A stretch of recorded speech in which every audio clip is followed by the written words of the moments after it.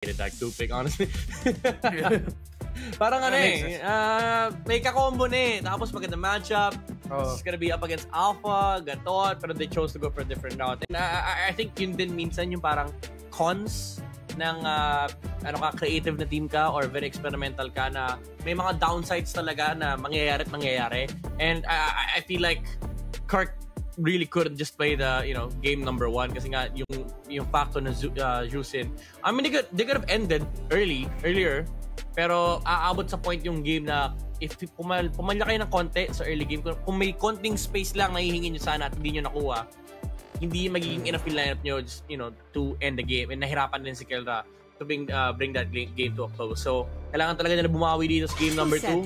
Extend yung series papunta sa game number 3 para hindi sila malaglag dito sa Snapdragon Pro Series. So now the Jushin ni Super Friends ang tinanggal ng Monster Vicious, so respecting one of the best heroes ni Super Friends ngayon. Usually if that's the case, Super Friends ang dami pa rin naman yung mga fallback, the likes of the Aurora, the Vexana, yung mga unang pumapasok sa isip ko ngayon. With the Alpha and the Phoveus getting taken out, kung Monster Vicious kaisipin mo naman ngayon is, are we gonna ban the Suyo? Tinanggal din naman ng Fnatic Onyx PH yung Phoveus, so hindi sila pwede mag-Phoveus. If ever, I think MV would just rather take out the Suyo kasi if not, kung magpa-funny man sila, may show naman sa kabila. Okay. So, parang ang mangyayari dito talaga is, sabi ng FNOP, pili kayo! Pili kayo ng bibigyan niyo sa amin. Fanny, Matilda, Suyo, or maybe some other XP laners na hindi pa natin nakikita mula kay Kirk kasi nakatanggal rin yung Phoveus. Nakatanggal na yung Gatot. Usually, ito yung mga heroes na ginagamit nila. Pero remember, may time na talagang sobrang prominent ng first pick Edith sa side ng FNOP. Ilang beses, or there were sometimes na sinasabi talaga ni Kirk, hindi, Edith ko na yan. Or Fnatic Onyx page mismo nagsasabi, Edith na ni Kirk yan, pwede na yan. Yeah. Pwede rin sila mag-flex Cho. Wipe out all the injustice in the world. Mas tinanggal nila yung Cho. I think they're going for the Fanny Suyo trade. Yeah, quite possibly. If you're a Fnatic Onyx, I think you pick up the Fanny. Kasi ayaw mo rin ibigay yan kay Uni. I mean, syempre tiwala naman tayo kay King Kong na mas malupit siya mag-Suyu. Pero ang hirap kasi, honestly, ang hirap laruin ng Suyu kapag may Fanny sa kabila. So they do get the Fanny for the side of Fnatic Onyx. But what MV has is the Matilda Suyu combo. Yeah. Tignan natin kung may Matilda nga dito si Nova Escobar or Martizi, either in the roam or the mid. MV, minsan yung mga tendency nila, mapipili sila ng Brusco tas jungler dito. So something along the lines of the Suyo, Khalid. They might use the Khalid as a means for map pressure. At nakita na din naman natin yung line of thinking with teams na if we can pick the Fanny with the Khalid earlier, even though nahirapan yung Khalid kanina ni Idok, still could be a possibility. Or what if... Hindi. Kasi iniisip ko, pag nag-mage sila, masyado maaga pag kinuha nila yung Veil. Maybe a Veil third pick would be nice for MD kasi nakita natin kanina ng game number ng Series 1. So, they go for the Moskov and the Hilda. I mean, Moskov is such a nice pick here kasi parang yung hero po ni Kelra. Hindi naman ganun karami na heroes na nakaka-counter kay Moskov sa lane. He comes out alright. Pero yung Hilda, ito talaga yung medyo malaki impact. Kasi talagang pwedeng bigyan yung Fanny sa jungle. Oh! What? Ooh. Map control for days. Khalid, Loyi together. Okay. And then there's the Suyo. So MV, lakas, they have a map split presence either with the Suyo or the Moskov. Pipili ka na lang kung sino yung isasend mo na sa 4-1 split. Pero parang kung sino man isend mo dyan sa 4-1 split, parang delikado kasi baka bigla magulat na lang sila. Ba't nandito yung FNOP? Alam ko na subjective sila. Ba't may Louie bigla?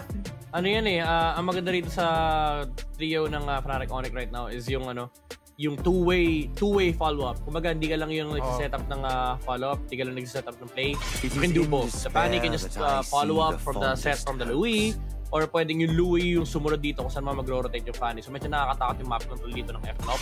So if you're MV, you don't want to give them early game, honestly.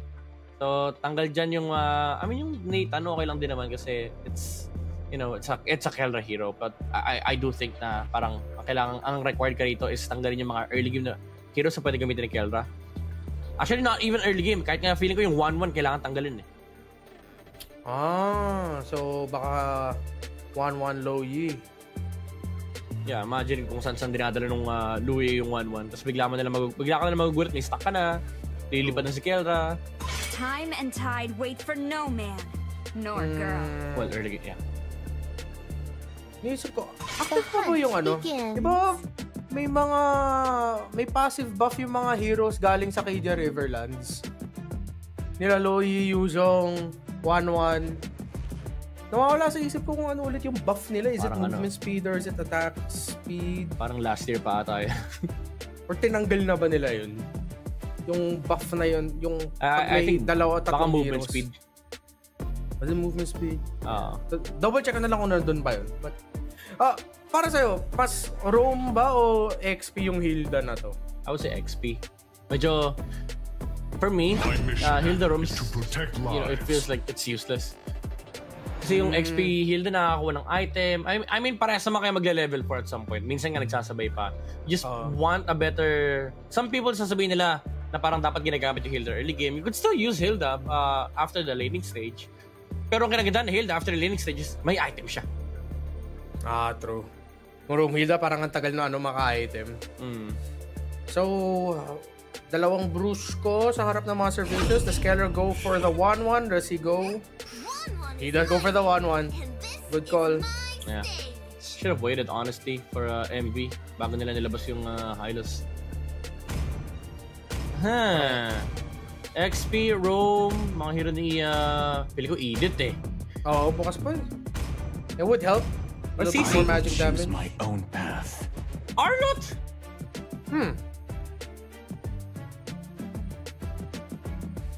Naisip ko yung interaction at saka yung anong potential na mid laner na makalaban niya. Well, they used to run this. Itong Louie Arlott combo na to. Oo. Yung old throwback ng si Escalera Super Friends pa. Yeah, so medyo medyo understandable. Yeah. They rely heavily on sets for them to enable the Fanny in the 1-1. Ano kaya itong last pick na MP? Aurora maybe? Arsa? Nah. I think Aurora would be good. Kasi pag-dive ng Fnatic 1.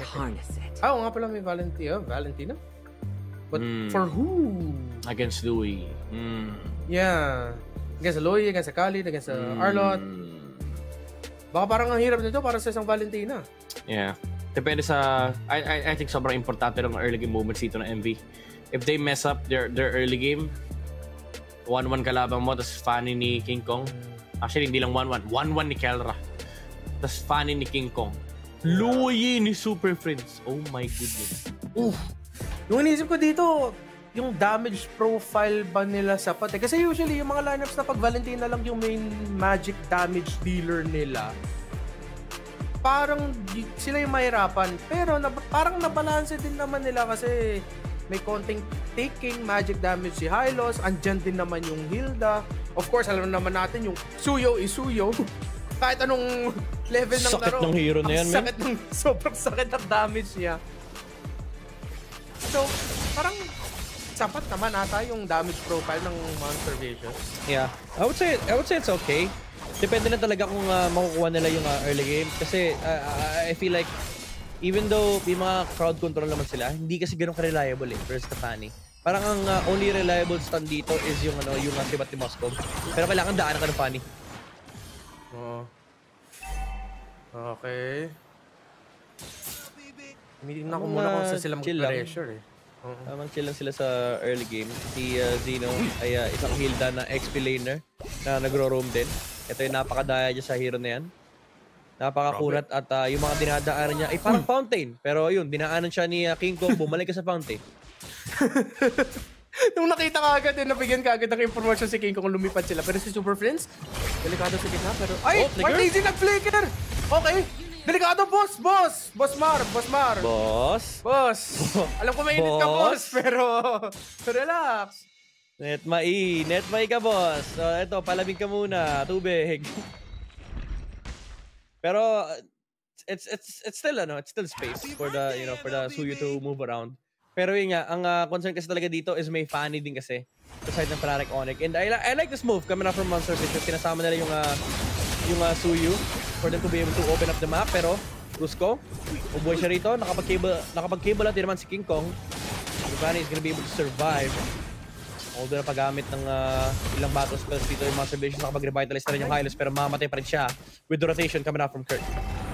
Parang gandang reminder to para sa atin na, well, of course, it is a EXP lane Arlott, pero yung Arlott na naka-rupture siya concussive blast, tapos isang pitik ng Vengeance, sobrang sakit pala. Oo.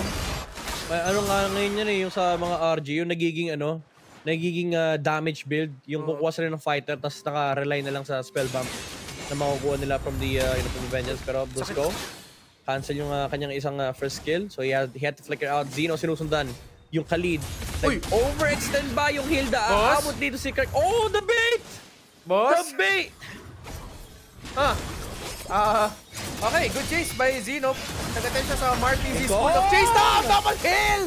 Para kay Kirk, tapos nakuha ka ni King Kong yung turtle. Naka-double kill din ata si King Kong. Ay, di pa pala masyadong advance yung ult na ginawa ka yan. Double kill na nga! Fnatic Onyx! 7-0 ang umpisa nila. Grabe yung final flash na nanggaling kay Kirk. I think tatlo yung tinamaan niya ron and then sakto. Nag-drive-by.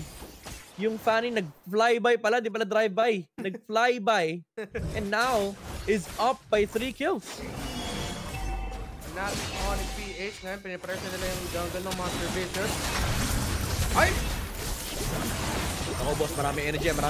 Paggamit na ng Raging Sansa dito si Brusco pero tuloy-tuloy pa rin si King Kong. Napakadaming cables! Kala mo nagpa-practice sa custom! Yung Fanny ni King Kong and Uni! Minarkahan na ni Kelra dito, ginamit ang kanyang ulti! Pero medyo makunat ang immortal form, ginamit yung outplay. Pero hindi sasapat yon para mapatay niya rito si Kelra. And MV, 0-10. Ngayon, laban sa Fnatic Onyx. Tip lang, sa mga ibang bansa dyan, huwag kayo magbigay ng Fanny sa Pilipinas. Ang daming kable sa poste namin dito. Sanay sa kable. Yan, agawan pa kayo ng bot. King Kong. Okay, boy pa rin siya. Napakagandang final smash naman noon. Actually, pumasok pa rin si King Kong dito pero si Uni sa may bandang likuran. Nakahuli na naman ni King Kong yung jungler dito ng MV. Pero mapatay naman nila si Kirk. Makakuha na ng isa dito ang MV and masaya na sila doon. And Fnatic Onyx. Nabuhay pa rin si King Kong. Nakahanap pa siya ng sa may bandang likuran. Nag-U-turn pa. Ang hirap nito, Sir MV. 6-0 po na si King Kong. Nakuha sila ng isang kill na pero 11-1. 11-1, pre. Kelra and Ruff, medyo chill lang yung mga buhay nila dito sa top lane. Of course, nakakita naman natin may konting trade doon sa taas. So, next play, after this turtle, siguro maghahanap na ng paraan yung Fnatic Onyx PH para makalabas na si Kelra sa lane. Siguro pagtumban ng, o pagtanggal na ng energy shields after the next turtle, doon na sila mag-commit sa top. Turtle, yun ang next na tinitignan dito ng Fnatic Onyx. Hindi nila masilip yung orange buff ni Uni. So, sisimulan na lang nila yung pagong. At least to nakikita nila. And MV.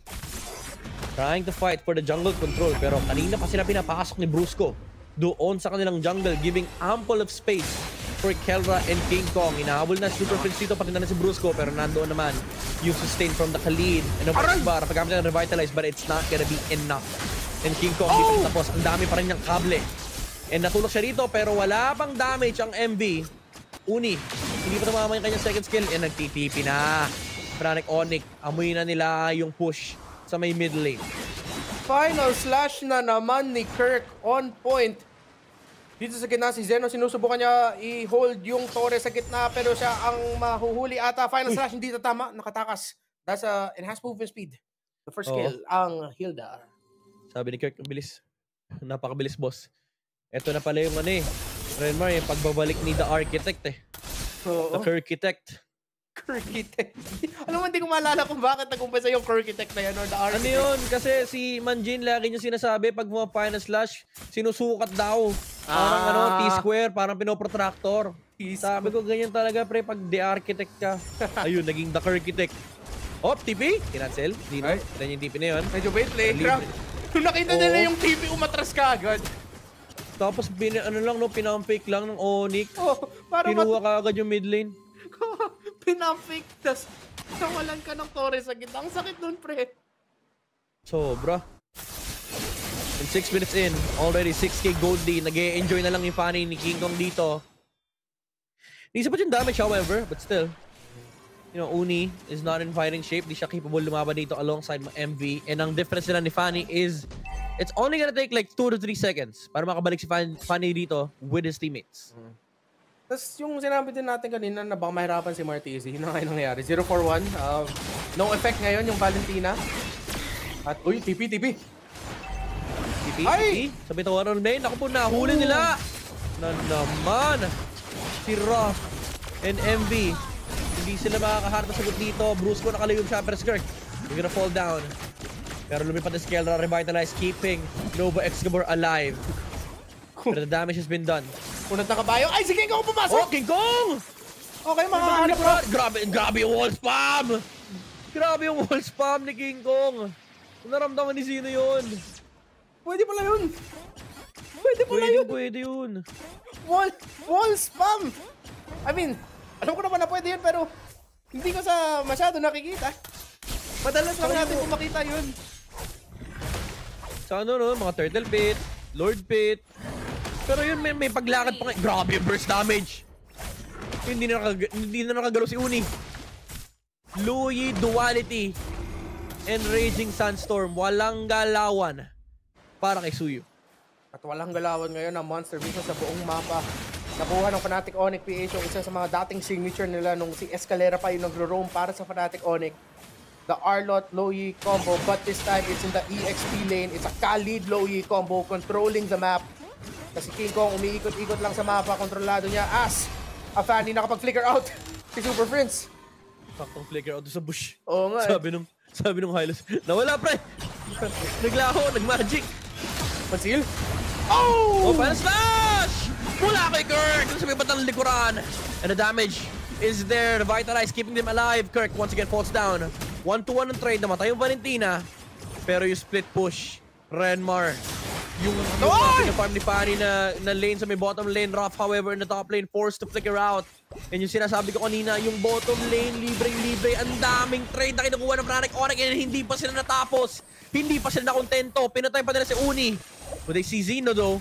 Puno pa yung energy ni King Kong dito. Pwede sila pumasok. And meron pa siyang cutthroat. Grabe, pre, sakop ng Fnatic Onyx PH yung buong mapa. Inahanap pa yung TP ni Super Fish kanina. Saan yung pupunta? Yung pala, pupunta sa top lane. Oh, at sakit! Look at the damage. Coming up from King Kong! Hindi masustain ng Monster Vicious. And Oni, the only player alive. Can he do this? Puno pa rin yung energy ni King Kong. Hindi na ata madedepensa to ng Suyo. King Kong full energy. Fnatic Onyx PH full 5 man. Si Uni sinusubukan niya. Pumasok siya! Grabe. Para lang makapunta sa game number 3. Dahil Fnatic Onyx PH 23-3 kontra sa MV. Boss, sabi ng MV, that binigyan natin yung Suyo. Labanan na lang natin mga Hayabusa, ng mga Lancelot, maybe even the Fredrin. Pero kitang-kita actually kung bakit sobrang respetado nito sa MPL Philippines. You give out a free carry, a Fanny game para kay King Kong. And he's just gonna fly. Lumipad. Nice niyang lumipad. Walang huminto. Kay King Kong. Wala eh. At saka, tama nga, easy Fanny pick up yun eh. Nung binan ng Monster Vicious yung Cho sa third pick, I think yung present mo na line of thinking na, okay, Fanny, Suyo ba? Tapos si King Kong ata na din nagsabi, hey coach, medyo mahirap mag-Suyo kung may Fanny sa kabila. Fanny na lang ako, coach. So, pinili ka agad ng FNOP, yung Fanny. Anong nangyari dito sa MV na outdraft nila sarili nila eh. Nung tinanggal nila yung Cho eh. I mean, the idea was there. They could have still played the Hilda, the Hylos, but maybe not the Val. Kasi parang kinulang sila sa catch. Hindi rin naman sila kulang sa damage kasi the Suyu is gonna be able to provide that. Ang problema kasi, walang gumagawa ng play eh. Sa MV, lahat sila naghihintay na magkamali yung Fnatic Onyx, na pumasok yung Fanny, pumasok yung Arlott, pumasok yung 1-1. Lahat sila basically bush. Na naghihintay lang doon sa likuran. And MV, wala silang makuha sa mapa. Again, parang trend talaga to sa mga lineups na may kung Valentina lang yung main source mo of magic damage, and sinubukan nila i-offset with the Suyo, but then at the end of the day, it's the Fanny. Tinanggal mo yung best hero na para mahinto yung Fanny ni King Kong, which was the Cho. Di mo pa malalagay sa roam yung Hilda, you park that in the XP as you pointed out kanina. Nova Escobar, I mean, up against the Loyi, parang kawawa yung Hylos at saka Valentina kung sinabi ni Nova X kay Martezi, uy, bigyan nga natin yung Loyi. Talaga yung Loyi gusto mo bigyan? ang hirap para sa mid-trio ng MV. Yeah, sobra. Hirap humuli, ang hirap gumalaw sa mapa, lugi sila sa mobility, and then also nag-feeding program pa si Kelro dito kasi i-stackan niya lang yung kabayo tapos pwede na lumaban dito yung F-Nop. Actually, hindi nga tayo umabot sa point na naramdaman natin yung 1-1 eh. And lagi naman sinasabi ni Kelro yun sa mga interview nila, yung mga games na talagang alam nila successful sila is yung parang hindi siya naglaro. So parang yung gold standard na backup plan na alam mo nandun, yun yung mga games na alam nila, okay, goods tayo. Oo. Yun yung Super Saiyan Ultra Instinct basically. Pag kinailangan gamitin si Kelra. Ang suabe ng suabe nitong Fanny. Even though marami nagkakala, isa na ako doon na parang akala namin patay na si Fanny. Pero sobrang lala nito, men. Halos hindi umuwi si King Kong. Oo. Unlikable talaga. Feel ko, hindi naman sa imposible talunin yung Fanny. Nakita naman natin natalo yung Fanny kanina sa Veil, pero ang Delix talaga ibigay yung Fanny ngayon, yung klase yung energy niya. Oo. Lalo sa mga pindot na pindot, no? Alam mo magagamay nila, mabibigyan nila ng hustisya yung pag-pick dito ng Fanny. 903 GPM, 906 yung kanyang KDA dito. And interestingly enough, naka-fighter emblem pala. Not a typical assassin. Yeah. I think sinabi niyo yung spell vamp, the ability to poke goes for Warcry. Interesting approach Imbes na yung one hit build, alam niya yung baka mahuli pa siya. So it's like the medyo safe approach. Yes, yung nandiyan naman yung spell vamp, pero yung lahat ng damage yan galing na sa Warcry, Hunter Strike, War Axe, Malefic Roar. So, ang ganda nung ginagawa niya, men. In-out lang. Hindi siya nagpo-full commit. Nag-ulti lang siya kapag nakarami na siya ng stacks or kapag sobrang layo talaga ng potential target. Ayaw niya mag-risk ng iba pang cable. Pero nandun yung mechanics, nandun yung execution din. But also, you'd have to appreciate yung maging macro dito ng Fnatic Onyx. Even though it wasn't really obvious, kasi wala naman tayong Moscow, but the sheer map control na nahawakan dito ng Fnatic Onyx is kakaiba talaga. Hindi na nakapag-farm si Suyo. Every single time, may nag-U-turn na Fanny sa mid lane, hindi sila makapag-pass clear din. So, nagpatong-patong yung problema dito ng Monster Vicious, and it just ended up crumbling down. So, for the next games, I think, klaro na para sa MV. Wag na ibigay yung Fanny kay King Kong. Di pwede, boss. Kung binigay pa nila yung Fanny kay King Kong, that means inopen nila yung Cho para sa kanila. But then at the same time, kung Fnatic Onyx PH ka, kung Cho versus Fanny, first pick ka, tapos may option ka between the two, piliin mo na yung